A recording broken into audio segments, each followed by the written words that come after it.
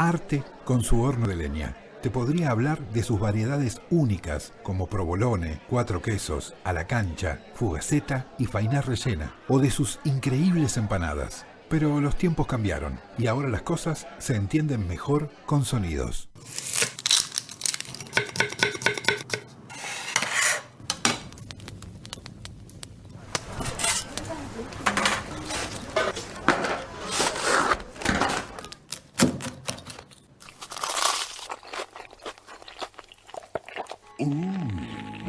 Delicioso.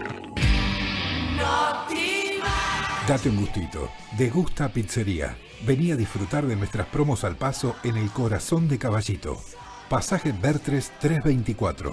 O hacé tu pedido por WhatsApp al 11 5809 2002. Probá el sándwich de milanesa Degusta en pan de pizza. Degusta, donde vive el sabor. GPS Audiovisual Radio. Todos los miércoles a las 19 horas. El protagonista es el cine argentino. En la mirada de Julia Montesoro. Un programa con perspectiva de género que nuclea la industria cinematográfica del país.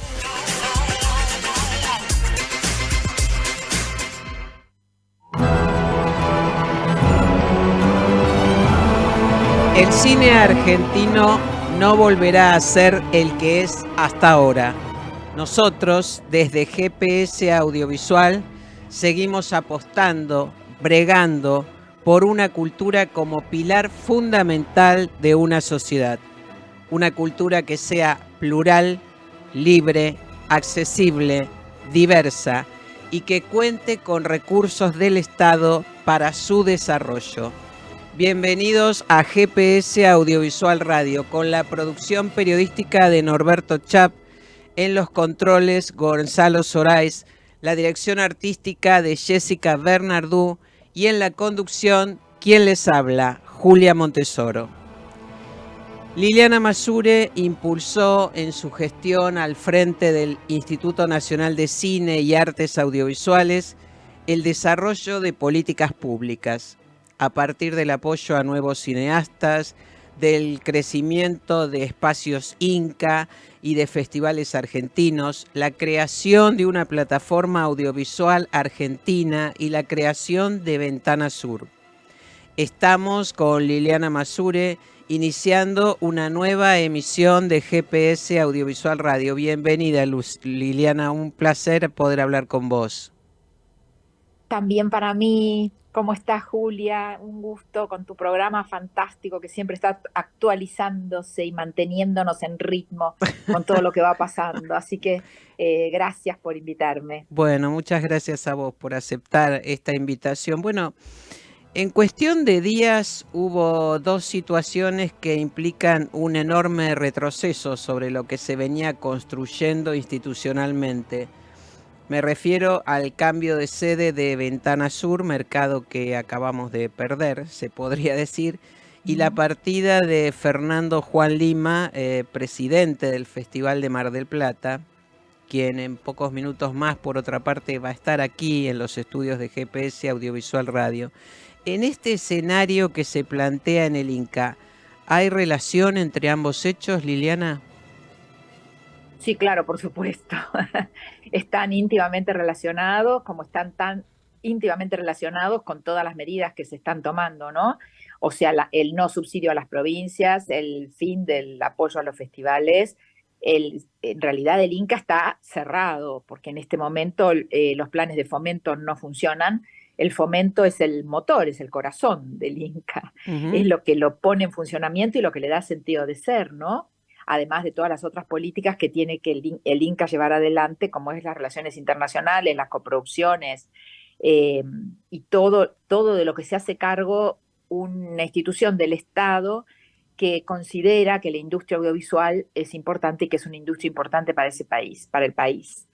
Entonces, todo está íntimamente relacionado, claro que sí. Sí, supe del alejamiento de Fernando Juan Lima y bueno, y todo lo que está sucediendo, estoy al tanto, lamentablemente. Sí, sí.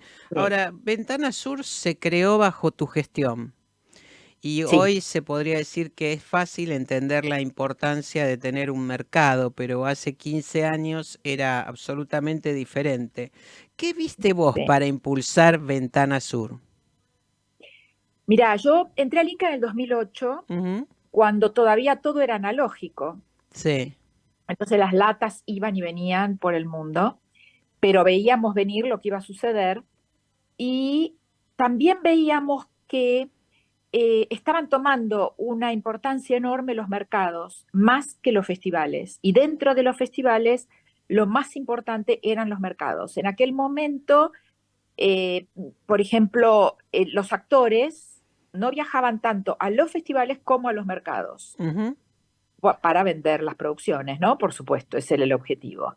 Entonces, decidimos que era tan importante tener festivales como mercados, que era fundamental tener un mercado y sobre todo un mercado latinoamericano. Claro. El mercado que nosotros teníamos hasta ese momento más importante en ese momento eran eh, Cannes, por supuesto, Toronto, Milán, Berlín, pero Berlín era importante como mercado, pero no tanto como Cannes, y eso era lo importante que había. Y en esos mercados nos encontramos en esos años, entre el 2000 y el 2008, 2009, con el cine latinoamericano bastante abandonado.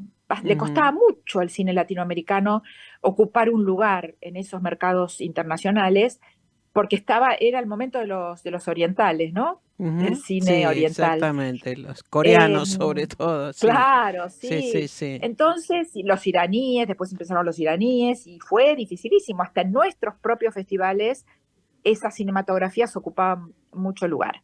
Era evidente que se venía todo el tema de la digitalización y todo el tema del traslado, de que se acababa el tema de las latas y las películas se trasladaban de otra manera, se veían de otra manera, no era necesario las pantallas de las salas exclusivamente para Ujú. ver películas, sino que teníamos las famosas videotecas y demás. Entonces ahí fue donde decidimos que teníamos que instalar un mercado con Latinoamérica como centro y yo lo que evalué fue que no me daba mis 4 años de gestión, que era lo que yo tenía en ese momento destinado, Ujú. para instalar un mercado latinoamericano. Entonces fue cuando nos asociamos con Cannes, ahí viajó Bernardo Bergeret con instrucciones de traernos a Cannes como socios. Ujú. Fue la primera vez que Cannes salió de su territorio Sí. y vino a la Argentina, y salió todo muy, muy bien. Nosotros nos ocupamos de relevar, eh, entrar en contacto con todas las productoras latinoamericanas. Fue un Ujú. trabajo de hormiga, pero lo hicimos, se hizo, el equipo de internacionales lo hizo y trajimos al primer Ventana Sur 450 producciones, que es lo que se había producido en Latinoamérica en los últimos 4 años. Eh, y fue un éxito brutal, porque a cambio de esto, Cannes cumplió su responsabilidad, que era, nos trajo en ese año, no me acuerdo cuántos eran, pero vinieron cerca de 300 compradores, entre los que Ujú. estaban y distribuidores, los más importantes del mundo. Sí. El mundo cambió muchísimo de ese momento hasta ahora, pero eso fue como empezó Ventana Sur. Sí, sí, Mm, sí. Y el mercado, bueno, me permito agregar que además se sumó el Festival Internacional de Cine de San Sebastián, que hoy es también, estratégico para el cine argentino. sí, Es una vidriera muy importante y sí, con un mercado muy desarrollado, ¿no? sí. Este, pero bueno, y así fue creciendo Ventana Sur. Hoy que hablas desde de territorio, en el concepto de territorio audiovisual, ¿no? ¿Qué Sí. escenario vislumbrás para el Inca? No, para el Inca vislumbro para los 2 próximos años un escenario espantoso, tremendo. Digo, el Inca no está funcionando, lo han destruido todo. Porque que Fernando Juan Lima salga del Festival de Mar del Plata es la destrucción del Festival de Mar del Plata en este Ujú. momento, porque no sé por qué es lo que está bien, pueden poner el director, que la gestión puede decidir cambiar el director, pero me Sí. parece que no es una decisión de cambio de director, es una decisión de cambio de políticas, ¿no? No sabemos por qué lo van a cambiar ni por quién lo van a cambiar. Ujú. Y al no haber fomento, estamos perdidos, ¿no? Porque se nos complica muchísimo, se nos complica la producción, se nos complica la coproducción, porque el INCA es quien valida, los institutos de cada país validan Las las coproducciones, coproducciones. sí, sí. Entonces, ¿cómo es esto? Y además nos están mirando con desconfianza. Yo estoy con una coproducción con España y la verdad es Ujú, que los españoles están desesperados. Vamos a terminar con una mayoritaria española y no sé, Argentina, estamos viendo a ver qué es lo que podamos ajá. aportar. Bueno, de Estoy viendo hecho, eso. esto que vos, si estás trabajando con España, lo sabés mejor que yo, entonces, pero de hecho, San Sebastián, y perdón que insista, pero acaban de anunciar Sí. dos de las secciones más importantes, una de ellas es el cine español, y ahí hay dos películas que son argentinas, por Ujú. realización, por elenco, sin embargo, figuran como cine español. Claro, porque se quedan con la mayoritaria ellos, Ujú, porque la película ya hay que terminarla, porque tanto España como nosotros la empezamos y vamos dejando que ellos avancen, porque si no, la película se para, ujú. si depende de nosotros, porque además acá, dada la situación general, hacer un presupuesto es un caos, Sí, un sí, despropósito, no sí. sabemos cómo, o sea, no hay seguridad financiera ni seguridad jurídica ninguna. Entonces, esto es un desastre. En verdad es un desastre, es una catástrofe, es una tragedia que estamos viviendo y veremos para dónde nos encaminamos. De todas maneras, creo que nosotros tenemos que reflexionar Ujú, fuertemente sobre cuál es nuestro futuro, por dónde salimos de esta encerrona, porque claro. salida le vamos a encontrar, cuáles son las herramientas con las cuales salir, dada la realidad de la cultura y del audiovisual en particular Ujú. en Argentina y en el mundo, ¿no? Sí, sí. Bueno, justamente sobre eso te iba a preguntar, porque vos sos la persona más capacitada para hablar de estas cuestiones, ¿no? Digo, en este escenario donde la distribución y la exhibición cambiaron, donde están en el medio las plataformas, donde no parece haber un ánimo de regulación aquí en la Argentina respecto del manejo de las plataformas, ¿no? De la Ujú. producción. Eh, ¿Cómo sería esa salida? O sea, ¿cuál crees que sería el camino para nosotros? Esto sobre lo que tenemos que reflexionar y que vos venís reflexionando, no me caben dudas de eso. Sí, porque a mí me ayuda el hecho de que esto que te decía al principio, yo entré con un Inca absolutamente analógico, Ujú, con un mundo audiovisual analógico, y cuando me fui era totalmente digital, ¿no? Lo cual implicó modificar los formatos de producción, implicó modificar todo el sistema de proyección en las salas y modificó la distribución y la ujú. exhibición porque se empezó a exhibir. Yo ya cuando me fui el Inca ya estaban las plataformas, digo, ya estaba, no estaban totalmente instaladas, pero ya estaba. Sí, Eh, Me acuerdo todo el escándalo de Cuevana, no sé si ustedes se sí, acuerdan, sí, sí, sí. eh, se veía venir lo que iba a suceder, ¿no? Entonces creo que ahora estamos en un fenómeno similar en el cual nosotros, el sector, esta industria tiene que tomar conciencia, el Estado Nacional, que lamentablemente no está en condiciones en este momento, pero en algún momento se tendrá que encaminar eh, y tomar conciencia de que esta es una industria fundamental. Ujú, eh, el mercado lo sabe. El mercado lo sabe porque ha tomado cuenta de esto y se ha apropiado de esto. O sea, en este momento yo no podría hacer una escala de cuál es el negocio más importante del mundo, pero yo creo que pues, discúlpenme las palabras y las comparaciones, pero entre la trata, la venta de armas, los laboratorios y las plataformas están entre los negocios más importantes del mundo. ¿Y ujú. las plataformas qué son? Son la distribución de las producciones audiovisuales. Sí, sí. Entonces me parece que nosotros tenemos que tomar conciencia, que tenemos que empoderarnos. No tenemos que olvidar que el año pasado hubo una huelga de guionistas y actores y actrices que pararon a la industria audiovisual en los Estados Unidos. No hay que olvidar esos hechos. Nosotros tenemos que empoderarnos y entender el poder que nosotros tenemos como integrantes y como quienes hacemos posible esa industria, ¿no? Ujú. Y Sí. empezar a comportarnos de acuerdo a eso. Ahora, está claro que necesitamos que los estados nos apoyen, si no, Mm. somos fácilmente manipulables, digamos. Si se van a meter con la ley de derecho a autor, si no van a regular, si no se van a regular las plataformas, si no se va a regular la exhibición, si no se va a regular la distribución, si no se va a poder seguir regulando el trabajo calificado que significa la industria audiovisual, Sí. va a ser muy difícil empoderarnos. Ese es el tema que tenemos ahora. Ujú. Pero también falta que nosotros nos empoderemos y digamos, nosotros tenemos este poder. Sí. Yo diría también, no sé qué pensás, pero me parece que también tendría que haber una toma de conciencia del lado de la producción y la exhibición respecto de cómo generar recursos con esas producciones, ¿no es cierto? O sea, que sea un círculo virtuoso, también, ¿no? Pues estamos hablando de emprendimientos comerciales, en Sí, definitiva. claro. Este, Sí, o sea, una industria se sustenta de recursos económicos también, sí, y me parece que sí, esa pata está un poco descuidada, ¿no?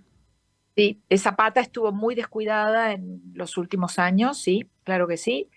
Eh, la pelea aquella para que se declarara industria Mm, el audiovisual duró desde el 2005 hasta el 2012, recién en enero de 2013 tuvimos la ley. sí, Llevamos adelante la misma batalla en provincia de Buenos Aires con la ley que generó, que se supone que iba a generar la industria, que iba a generar el fomento en la provincia de Buenos Aires, y no lo logramos.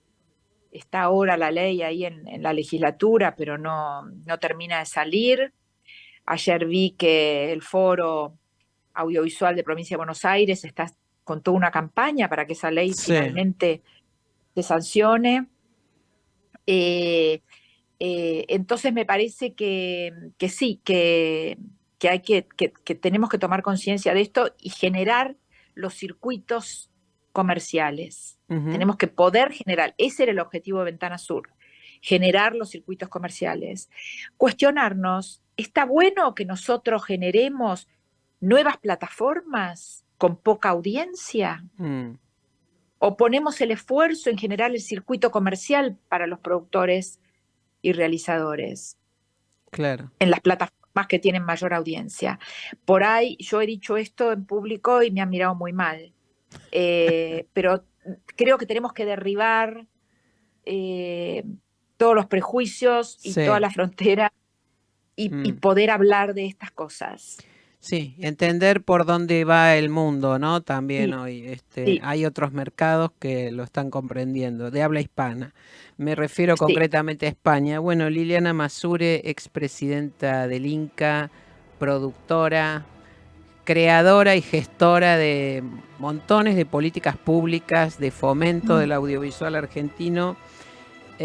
Muchas gracias por este contacto, por darnos un poquito de luz sobre los hechos y bueno, vamos a volver sobre el tema y seguramente a convocarte. Muchísimas gracias. Gracias a vos, Julia. Muchísimas gracias a Norberto por la producción. Muchísimas gracias por convocarme. Hace bien. Y además cuando hablo con ustedes no lloro. A veces leo las noticias y No, lloro. no, no, no. Pero no Llorar no. podemos de... Llorar no. No, no, Rendirse, no, no, no. No hay retroceder lugar nunca, para rendirse lágrimas. jamás. Liliana Masure. No, jamás. Seguimos adelante en GPS Audiovisual Radio.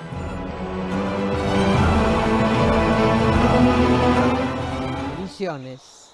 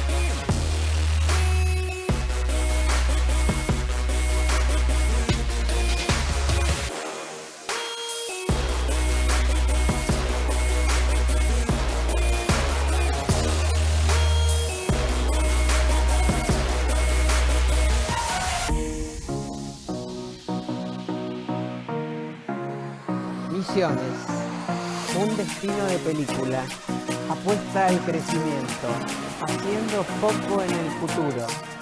Naturaleza, diversidad, pasión, profesionales, innovación, industria, cine. Un lugar, todas las historias. Elegí filmar en Misiones.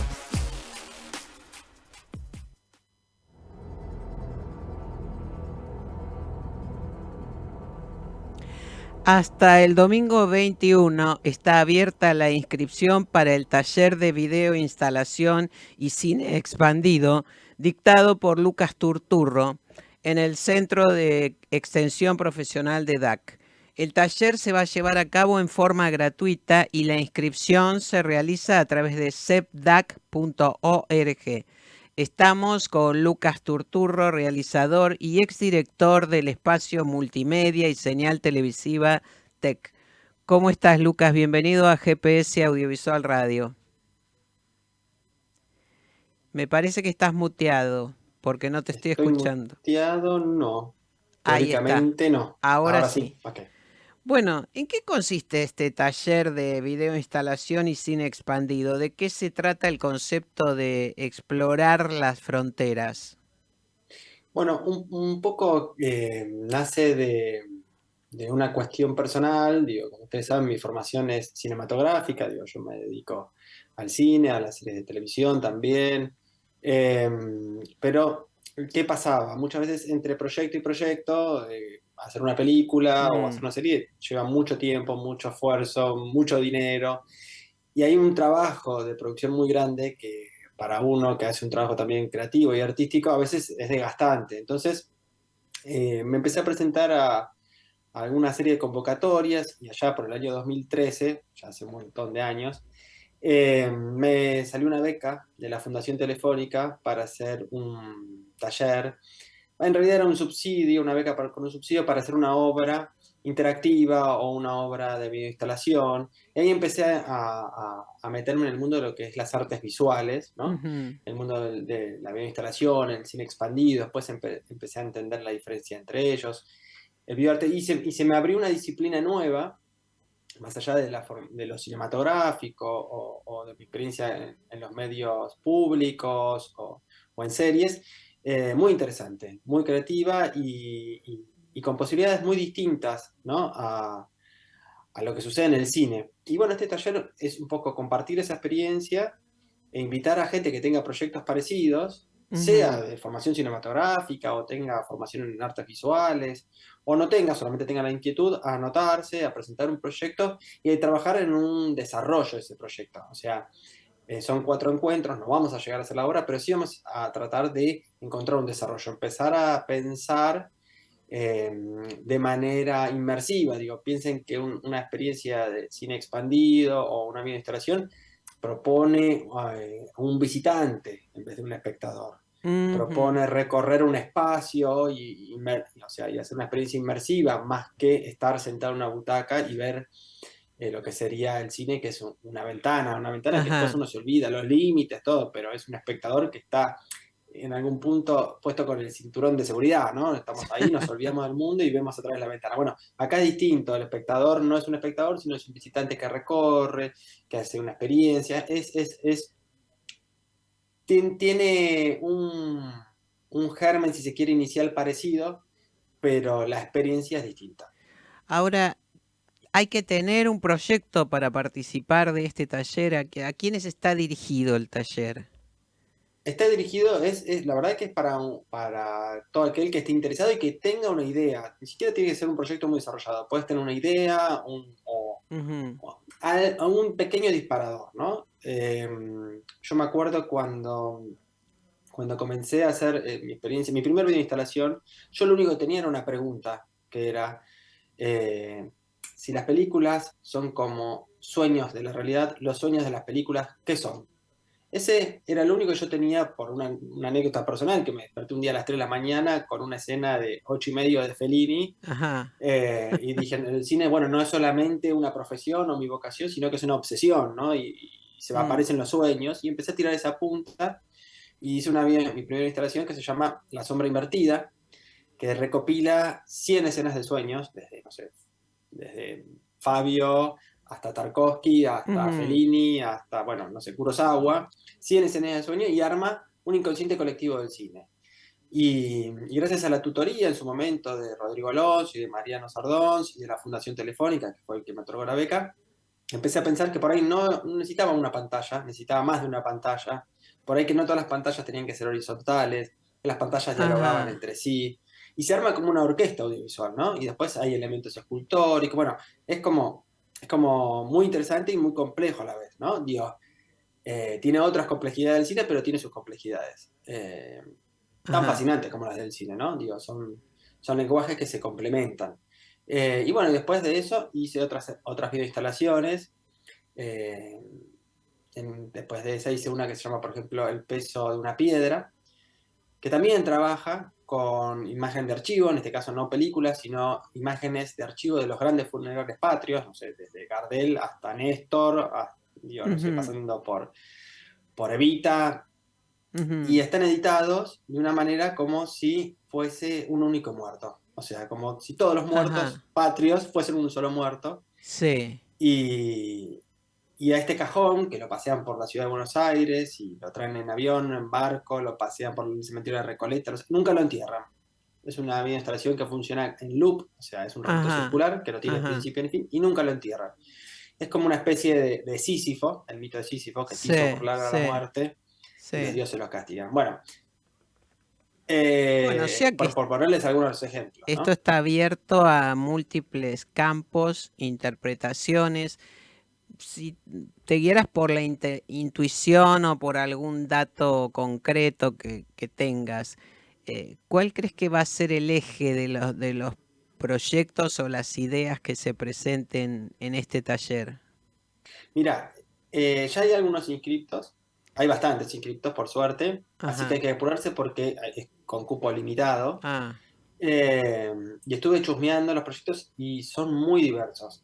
Lo que sí por ahí encontré que es interesante también es que muchos de ellos, no todos, pero muchos de ellos parten como de experiencias muy personales, de vivencias personales o de historias familiares o de espacios que se habitan que son cotidianos. Eso me parece como muy interesante porque la videoinstalación o el cine expandido dialoga con el espacio de exposición, con la sala, ¿no? Digo, se adapta a los diferentes espacios por lo general, pero también es un diálogo con el espacio.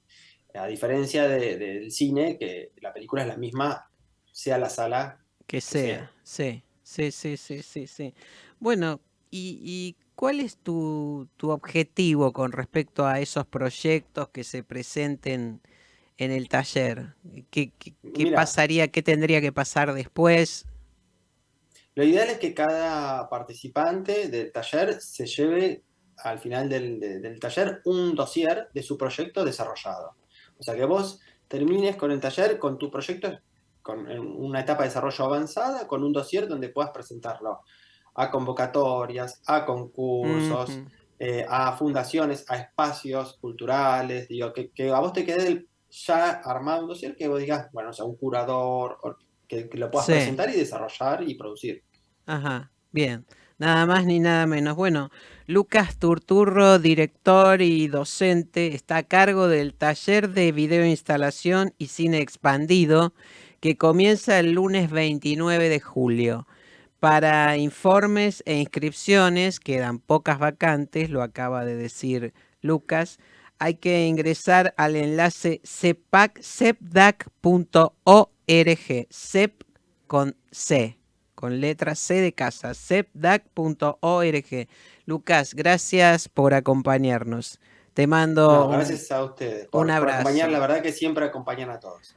Tratamos, gracias. Seguimos en GPS Audiovisual Radio.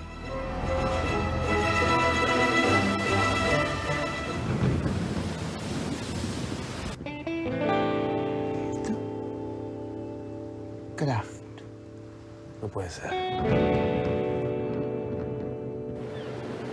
¿Qué sabes de la chica esta que vino ayer, Maite?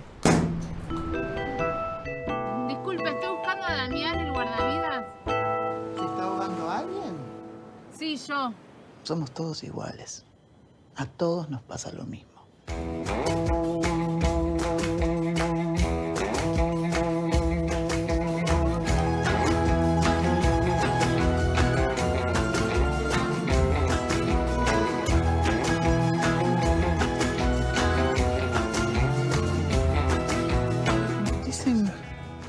y algo va a cambiar mi vida. Naufragios, una película de Vanina Espataro. Estreno en salas 27 de junio.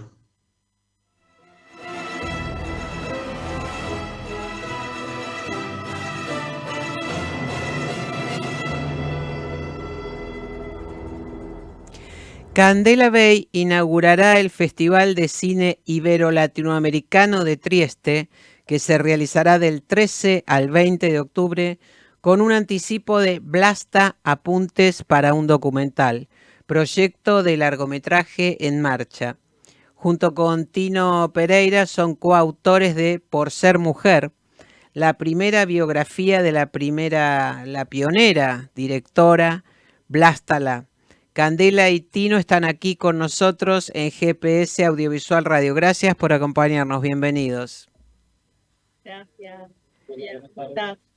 Bueno, ¿en qué va a consistir la presentación de Blasta Apuntes para un documental en el Festival de Trieste? Bueno, en realidad, Blasta Apuntes para un documental es el cortometraje que presenté en el Festival de la Mujer y el Cine, que obtuvo el premio Cinear. Uh-huh. Eso es parte de lo que se filmó para la película, una parte pequeña, muy parecido quizás al Work in Progress, viste en Mar del Plata en el Sí. 2022.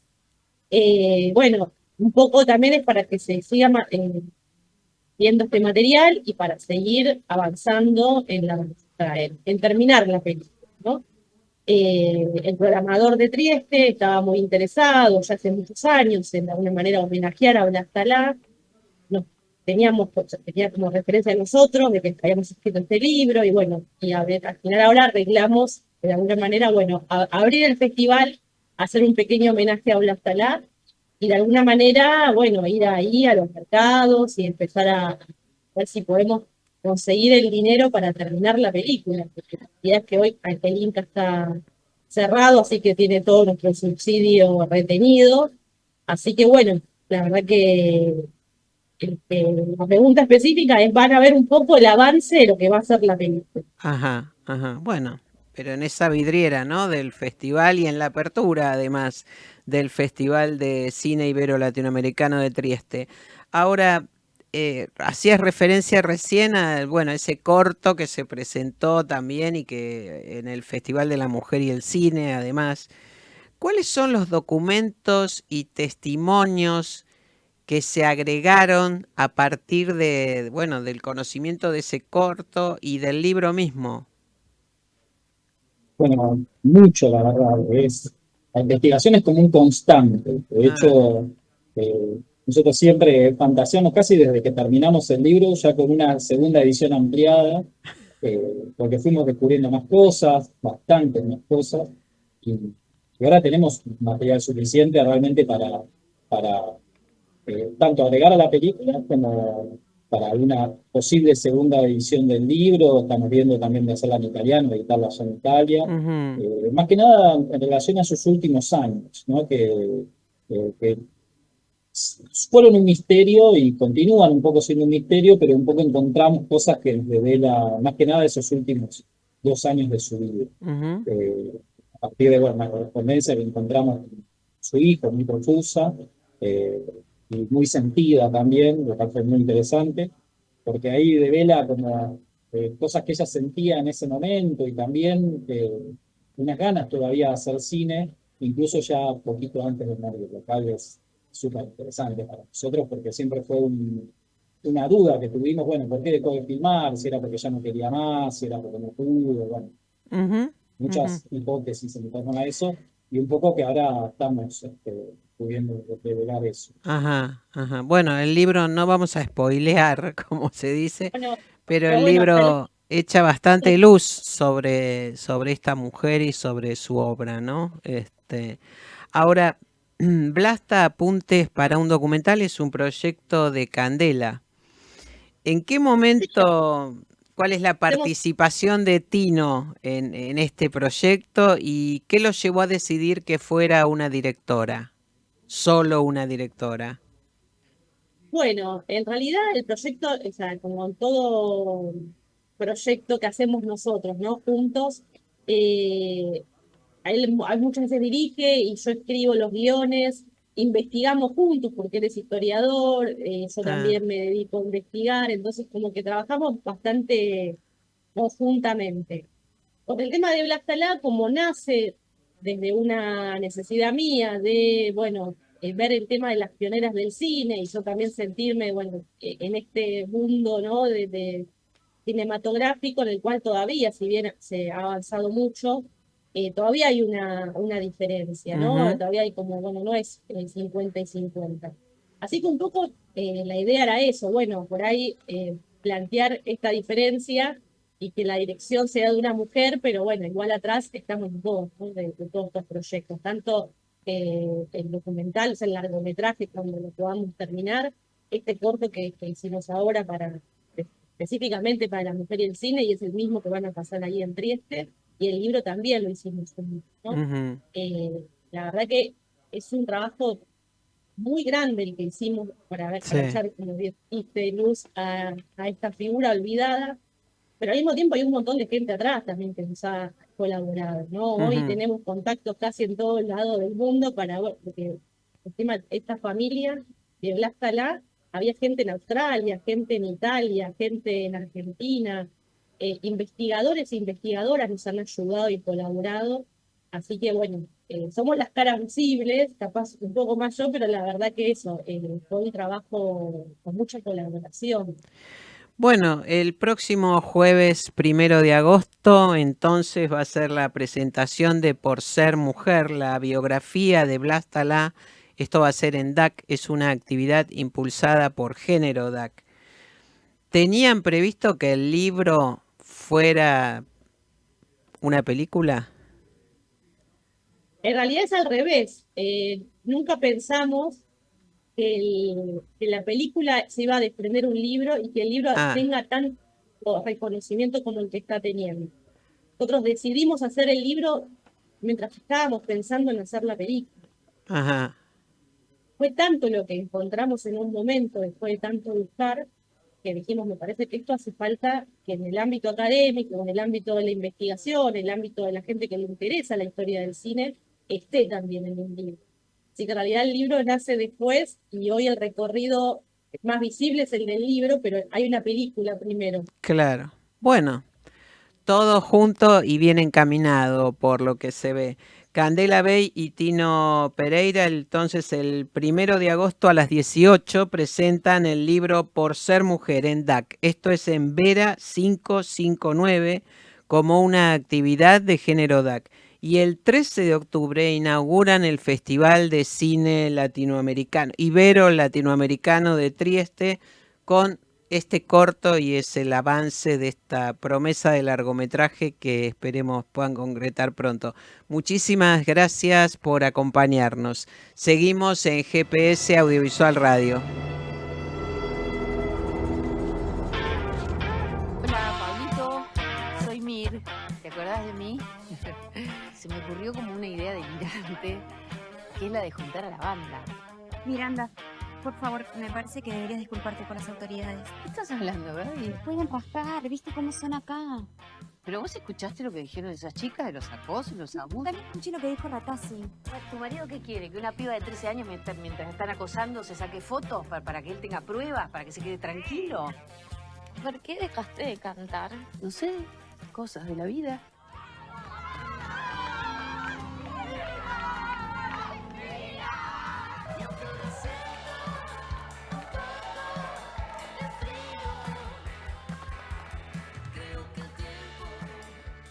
Miranda de viernes a lunes.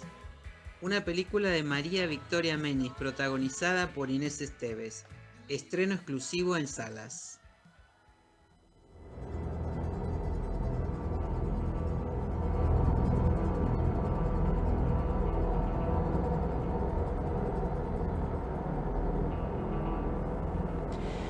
Fernando Juan Lima dejó de ejercer como director del Festival Internacional de Cine de Mar del Plata. La decisión política fue que no continuase en el cargo, expresó el entonces responsable de la muestra en sus propias redes sociales, ya que no hubo comunicación oficial al respecto. Actualmente el festival, a 4 meses de su realización, no tiene director. No tiene director, así de simple. Estamos aquí en GPS Audiovisual Radio con Fernando Juan Lima. Muchísimas gracias por acompañarnos y bueno, por este espacio que nos estás dando. No, por favor, es un gusto. Sabes que siempre me encanta hablar con vos, hemos hablado muchas veces. Un montón. No sé si me seguirás invitando, así que vine acá, viste, de presencia, en vez de por teléfono o por Zoom como habitualmente. Buenísimo. Bueno, ¿cuáles fueron los temas esenciales que cambiaron del festival del año pasado a este, ¿no? Que por cierto se hizo en condiciones bastante limitadas, la última edición de Mar del Plata, y que, bueno, decidieron tu partida? El festival, como vos bien decís, hace mucho que viene teniendo problemas, sobre todo presupuestarios. Atravesamos circunstancias muy difíciles. A mí me tocó la pandemia, sí. Un año casi totalmente virtual, otro que con mucha pelea se pudo hacer en el Mar del Plata, pero de hecho la postura del Instituto de Cine era hacerlo o virtual o en la Ciudad de Buenos Aires, cosa que me parecía inaceptable. Pero bueno, en aquel momento había alguien con quien era difícil discutir, pero que pensaba que si hay un presidente del festival es para darle algo de bolilla. Claro. Y que su opinión en algo interesa. Últimamente la verdad que eso está pasando o estaba pasando de menos en menos. Y también es cierto que algo que viene sucediendo hace demasiado tiempo es que todas las designaciones en el instituto son con plazo. Plazo que eran de 6 meses, después fueron de 3. Últimamente hay gente que está trabajando para el festival en la producción que se le renueva o no la designación por mes. Es muy difícil trabajar así. Cuando uno plantea muchas de las cosas que no se están haciendo o se están haciendo mal, cuando uno plantea las cosas que son inaceptables, como por ejemplo que se comunique la prórroga de inscripción de películas sin consensuar la fecha con Artística o con Presidencia, y en el comunicado es a través de las redes del Inca, y en el comunicado se hace referencia a que se hace cumpliendo los mandatos del presidente Milei y que las películas y los jurados los va a elegir el Instituto de Cine, no el festival. Creo que es algo que hay que plantearlo. Y si no, como planteé, o conmigo no cuenten, no me necesitan para hacer eso, yo eso no voy a hacer. Y en la reunión siguiente me comunicaron que cuando se vence mi plazo de designación, que creo que es el 19 de julio, con lo cual estrictamente creo que todavía estoy ahí. Estoy ahí. No me van a prorrogar esta designación. Y bueno, y creo que hay que decirlo, no porque uno sea dueño de nada, he tratado de hacer siempre lo mejor que pude, creo que se nota que lo que significa el festival para mí, porque estoy seguro que el festival significa mucho para la Argentina, para nuestra cultura. Sí. Así que siempre le he puesto lo mejor que pude, pero seguramente encontrarán a alguien en condiciones y mejor. Sí creo que hay que estar muy atentos porque el festival es también un hecho político y lo ha demostrado, y a veces se corren determinados límites. Sí. Pero no puede ser nunca un hecho partidario. Y creo que es muy importante preservar la independencia del festival.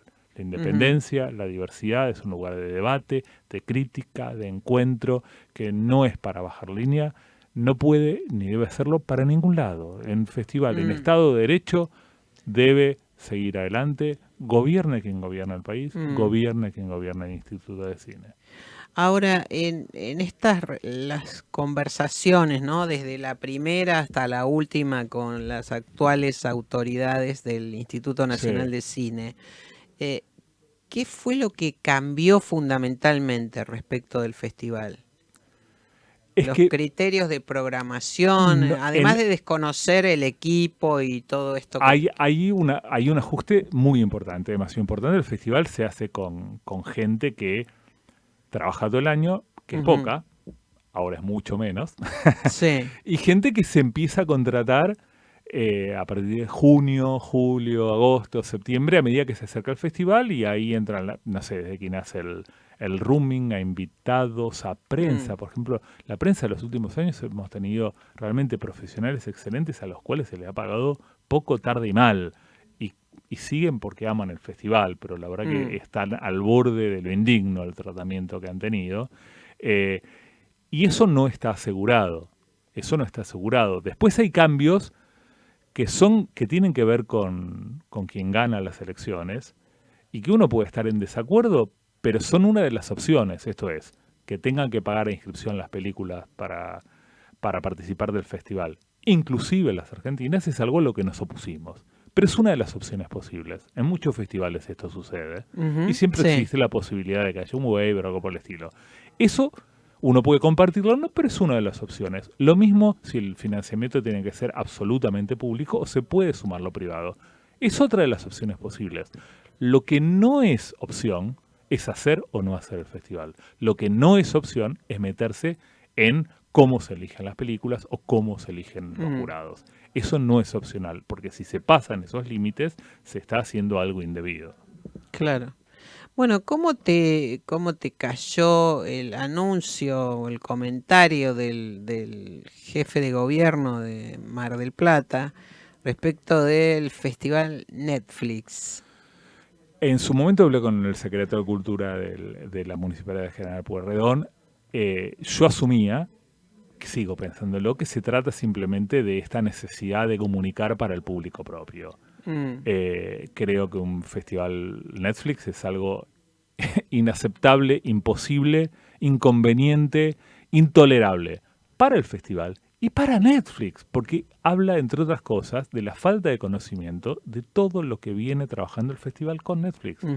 El festival tuvo como películas de cierre El Irlandés, Madres Paralelas. El último año Netflix trajo a Bayona, vino gente de Netflix a ver el festival y se quedó encantada con el festival. Y al festival no le interesa un festival a Netflix no le interesa un festival que pueda comprar. Lo que necesita es la compañía de un festival prestigioso que pueda echar luz sobre una parte de su producción que tiene esa mirada. Hay otra que nunca por ahí va a tener lugar en el festival y seguramente lo saben, y es un entendimiento entre distintas instituciones las cuales pueden llevar adelante actividades que les convienen a ambas. Decir un festival Netflix es una barrabasada que seguramente tiene que ver con la necesidad de comunicar y generar un titular, y por ahí está pensado casi como una butad de llamar la atención. Esto es, antes era un festival fondeado casi exclusivamente por el Estado, nosotros queremos un festival con más apertura hacia lo privado. Es una de las opciones.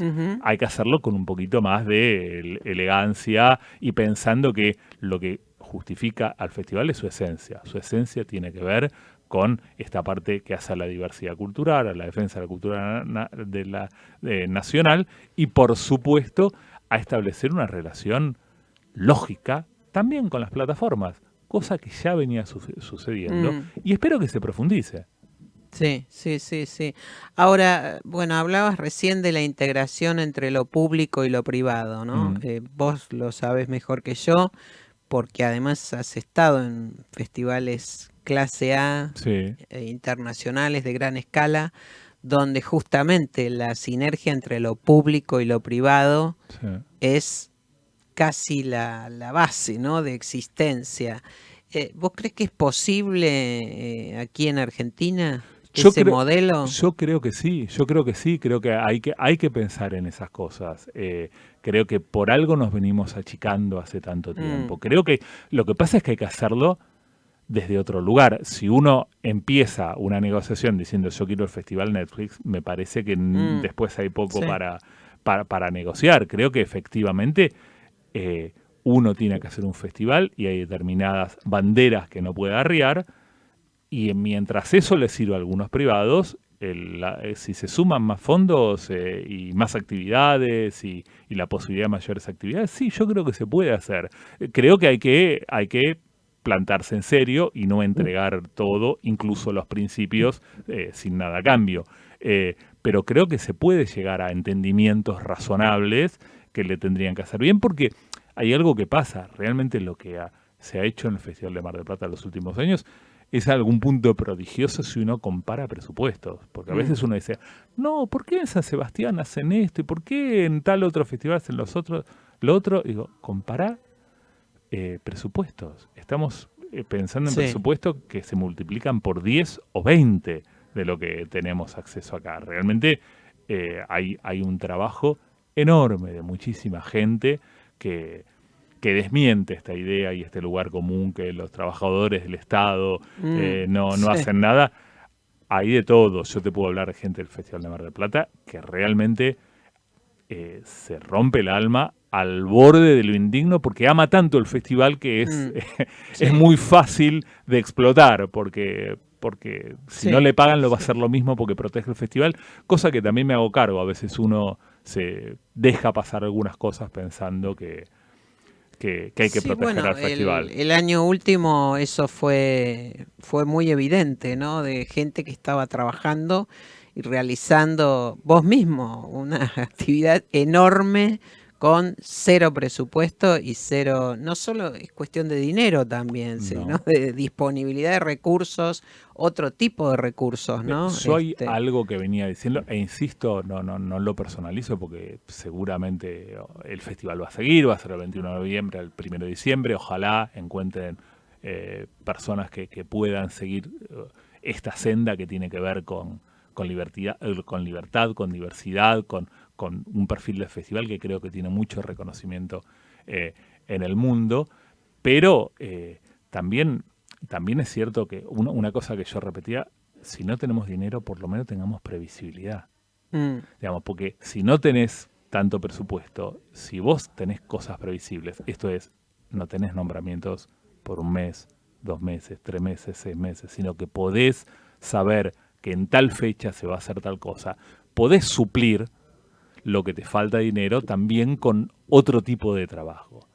Si a 4 meses de que se haga el festival todavía no tenemos ninguna coordenada, pero que fue lo mismo el año pasado y el anterior, etcétera, también es mucho más difícil.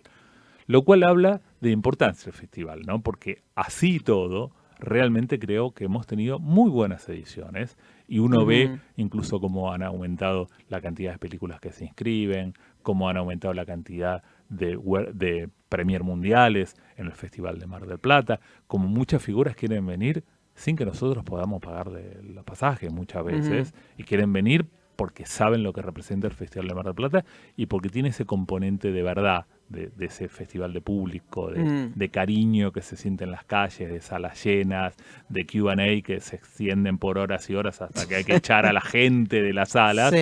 Eso no se compra hecho, eso se construye. Y hay un equipo que hace muchos años viene trabajando, que no estoy hablando bien de mí, un equipo que me antecede por mucho y que trabaja mucho más y mejor y que hace más de 10 años que viene trabajando.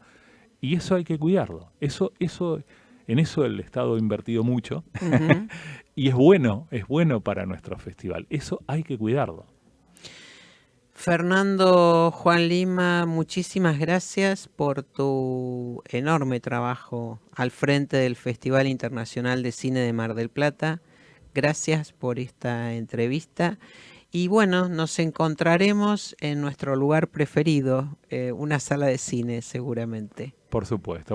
Y siempre con el Festival de Cine de Mar del Plata que va a seguir como nuestro cine, que hay que siempre que dar pelea y la merece. Sí, justamente. Bueno, con Fernando Juan Lima en nuestros estudios nos estamos despidiendo hasta el próximo miércoles. Gracias por acompañarnos y ya saben, como decimos siempre, pero hoy más que nunca, vean cine argentino. Hasta la semana que viene.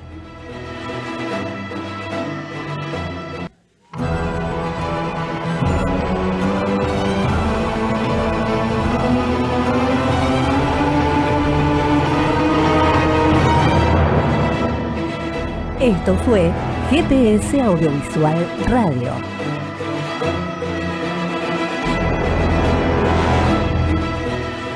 Los esperamos el próximo miércoles a las 19 horas por Radio Trento.